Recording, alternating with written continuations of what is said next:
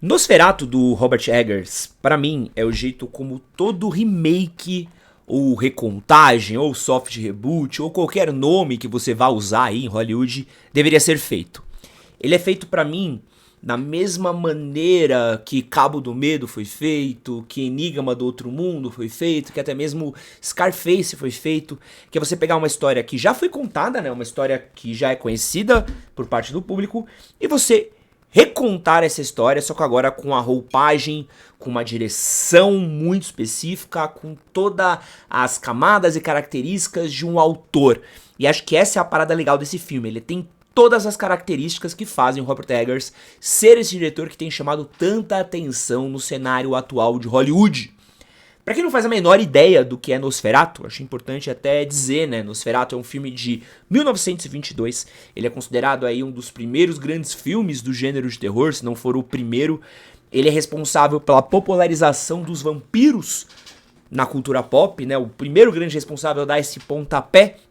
Talvez Drácula do Universal seja o filme que tornou isso um ícone mundial, mas essa é uma primeira grande adaptação, assim, do que é histórias de vampiro, e ele é uma cópia de Drácula.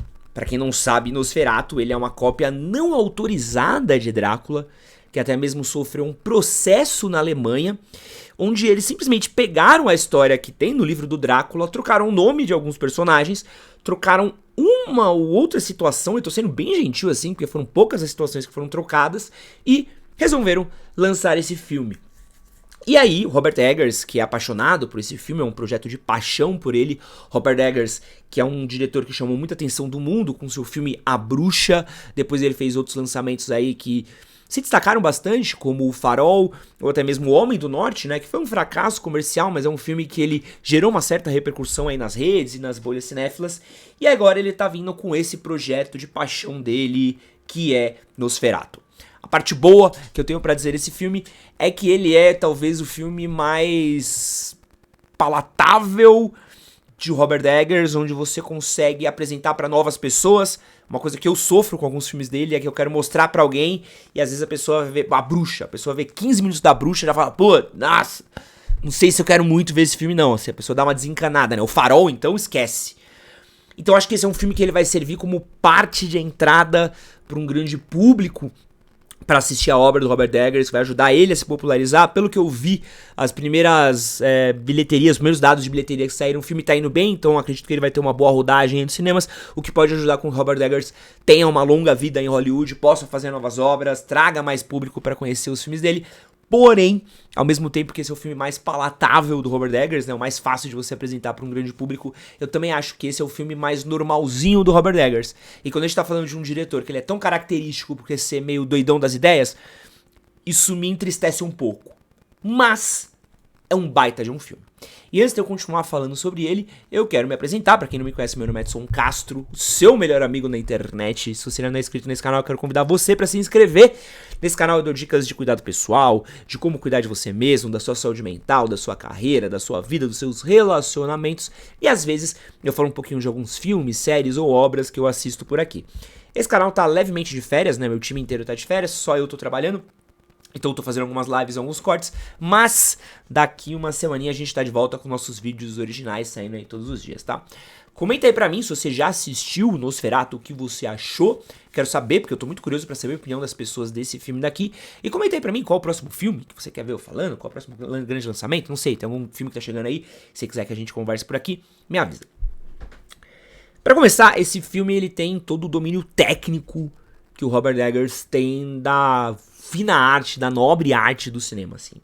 A primeira 1 hora desse filme, pra mim, ela é brilhante. É brilhante, assim. O jeito como ele apresenta esse sonho febril que vem com a presença de um vampiro, você não conseguir ter a distinção do que é uma paranoia, do que é realidade, do que é sonho, do que tá acontecendo, a mistura de símbolos, de imagens, como as coisas, elas mudam de perspectiva, até mesmo alguns jogos de câmera, tudo isso muito alicerçado nessa homenagem que ele faz ao próprio expressionismo alemão, que o expressionismo era em alemão, pra quem não sabe o que é, né, pra quem não é cinéfilo, pra quem não é, da turminha do Felipe Leão, é um movimento artístico que teve na Alemanha, né, no cinema, onde eles expressavam um pouco de estados da nossa mente, psicológicos, emoções intensas, devaneios, loucura, tudo isso através do uso de luz,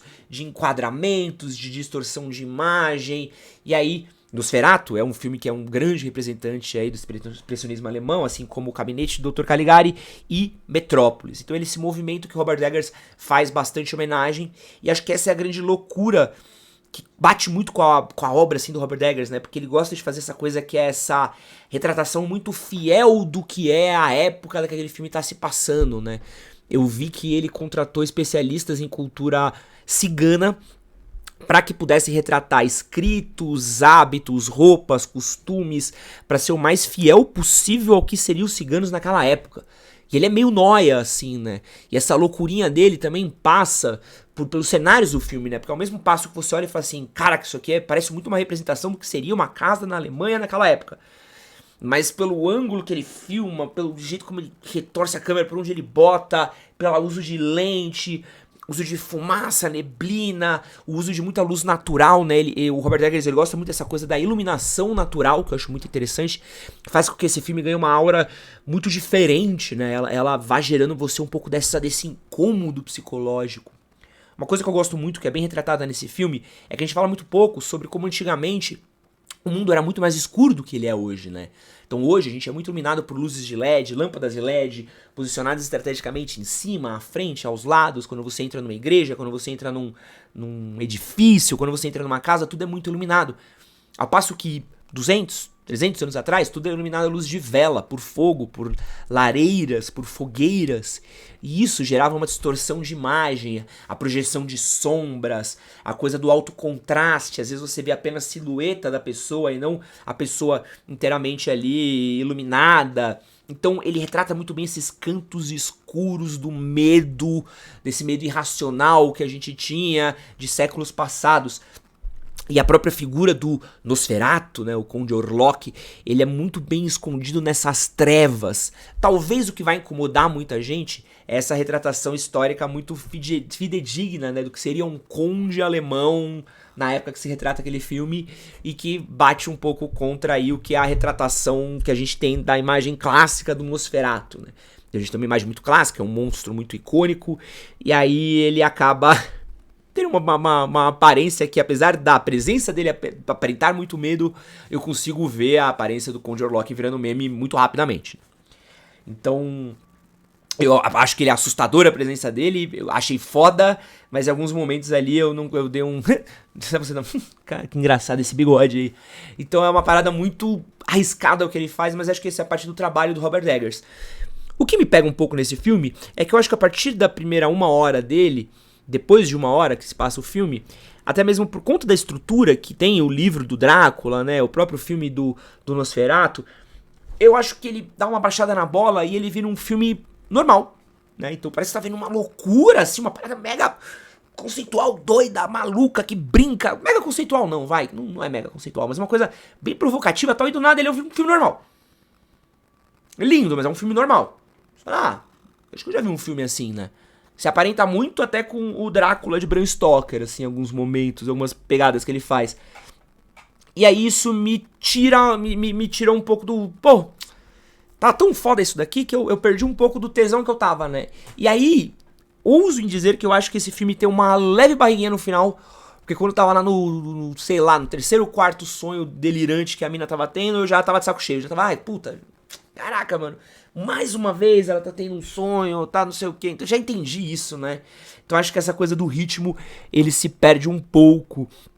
O que eu acho curioso, né? Porque eu não sinto muito isso nos outros filmes do Robert Eggers, né? Eu gosto muito do Homem do Norte, apesar das pessoas não ser uma unanimidade.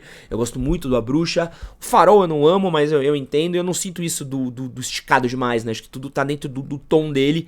Nesse filme, eu acho que eu olho e falo assim, puta, aqui dava pra dar uma editadinha aí, dá pra ser mais rapidinho assim, né? Acaba entrando nos diálogos muito longos, que não tem aquela aura doidona do Robert Eggers, e isso me tira um pouco, assim, parece que em determinado momento desse filme a gente tá vendo um Robert Eggers mais diluído, mais soft, pra se tornar mais agradável pro público. E eu entendo, porque no fim do dia, né, um filme ele é uma obra, né, ele é um produto, né, ele precisa ser vendido, ele precisa ser consumido, ele precisa chegar no máximo de pessoas possíveis, e talvez a paixão do Robert Eggers por essa história, por essa obra, faça com que ele tente fazer um filme mais palatável, para que mais pessoas vejam, para que mais pessoas conheçam. Eu acho que é muito desafiador isso, né, de você estar recontando de novo a história do Nosferatu, que na verdade é a história do Drácula, tá, gente? Vamos falar a verdade aqui, essa história do Drácula.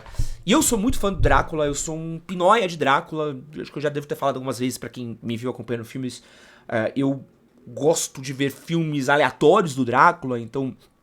vamos ver uma adaptação da Hammer, vamos ver uma adaptação diferente dos anos 70, vamos ver os filmes do Frankenstein antigo, até mesmo o Frankenstein com o Albert Costello. Eu gosto de ver o próprio Drácula do Bela Lugosi, inclusive eu gravei um podcast uma vez falando só sobre a história do Drácula do Bela Lugosi, que é uma história muito maneira, né, de como o Bela Lugosi teve uma história meio triste em Hollywood, mesmo sendo o Conde Drácula, porque é um dos meus personagens de terror favorito ao lado do Frankenstein, que é o personagem que eu sou apaixonado. Então, eu sempre penso como é que você vai contar essa história de novo, né? Eu já vi tantas vezes a história do Drácula, que eu já sei um pouco das batidas do filme, né? Você já sabe, tipo, vai ter isso, vai ter isso, vai ter isso, vai ter isso, vai ter isso. Então, que uma das minhas maiores decepções do ano passado, retrasado, foi o Destino de Deméter, né? A Viagem de Deméter, que é o filme que se passa no barco da viagem do Conde Drácula, que tinha uma puta história pra ser contada ali, dava pra ser um puta filme de ambientação irado, mas achei um filme bem mediano, assim, bem esquecível.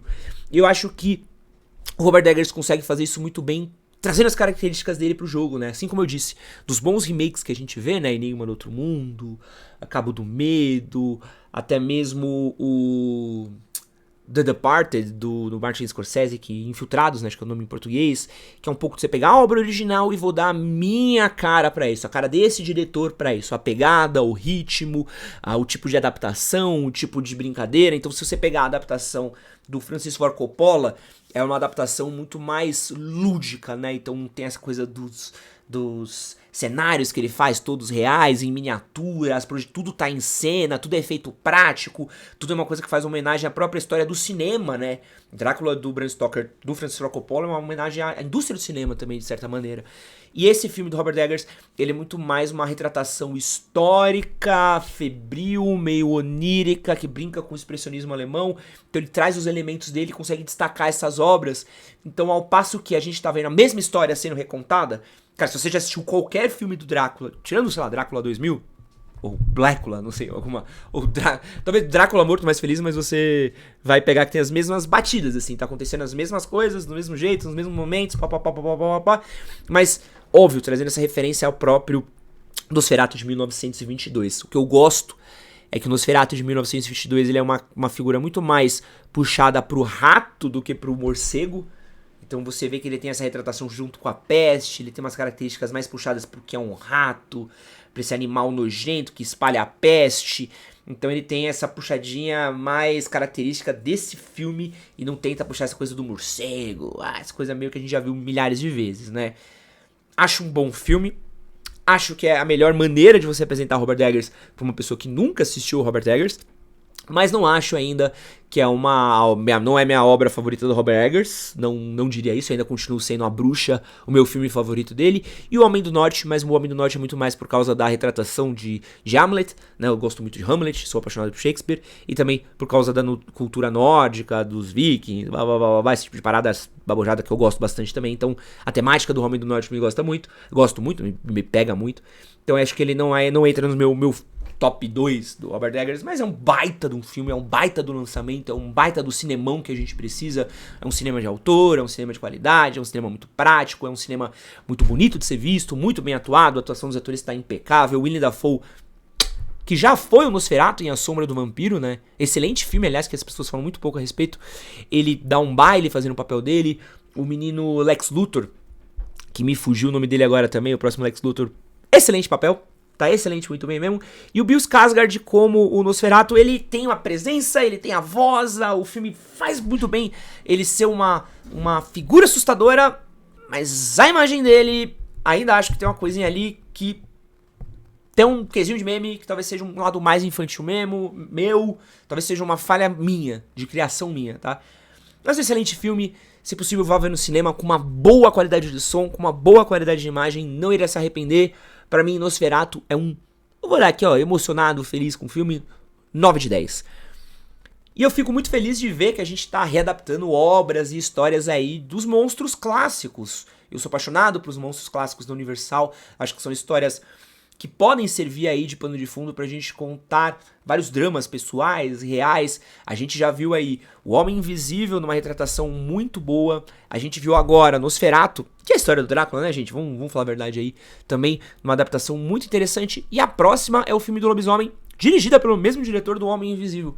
Então eu fico muito feliz de ver essas histórias sendo recontadas, reimaginadas, reintroduzidas, porque é uma porta de entrada muito boa pra gente não só falar de obras de terror, falar sobre a condição humana também, mas pra gente também fazer um resgate histórico dessas obras, desses filmes, desses clássicos universais que às vezes acabam se perdendo aí ao longo do tempo. Muito obrigado, pessoal. Fui!